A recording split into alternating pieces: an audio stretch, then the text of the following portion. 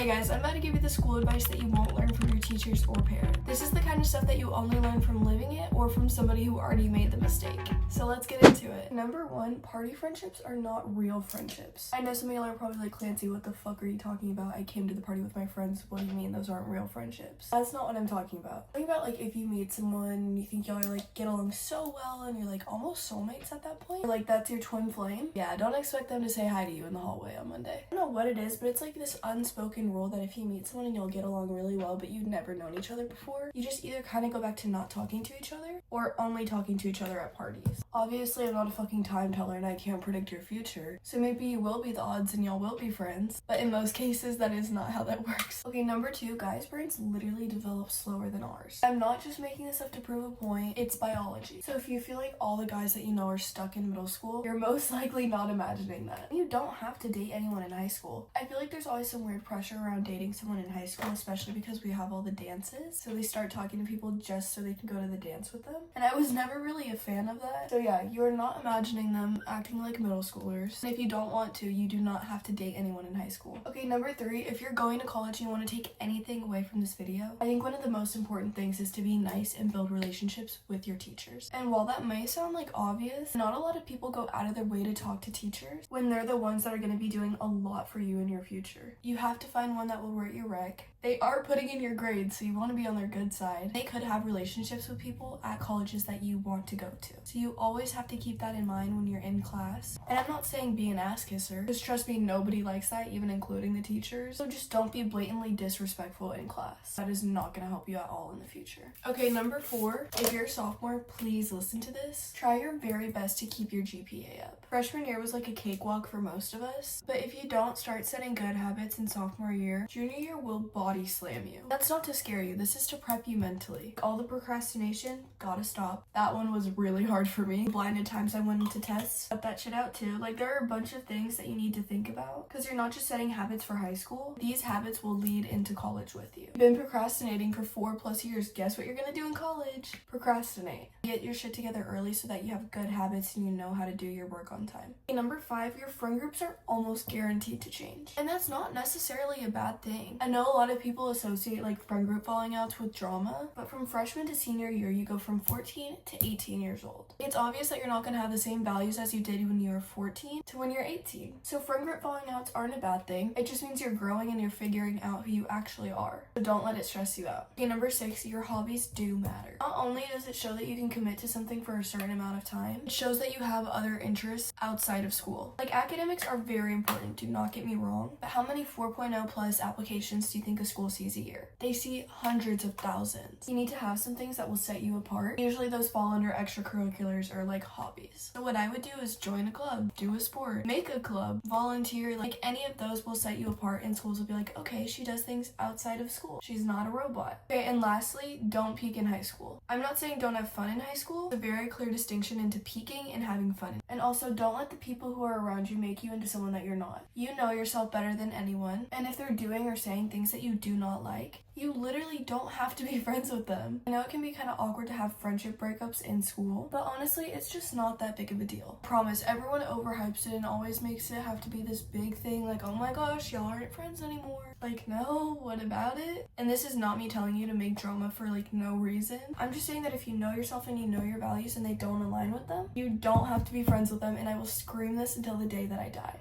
So yeah, this is my unsolicited guide on how to survive school. Some of this you'll only believe until you live it, but if you keep these in mind, you'll be way ahead of the curve. Don't let this video stress you out or anything, just let it prepare you. High school is only temporary, not that serious. If you keep these in mind, you should do a little bit better. So yeah, that's all for today. Bye cuties, love y'all.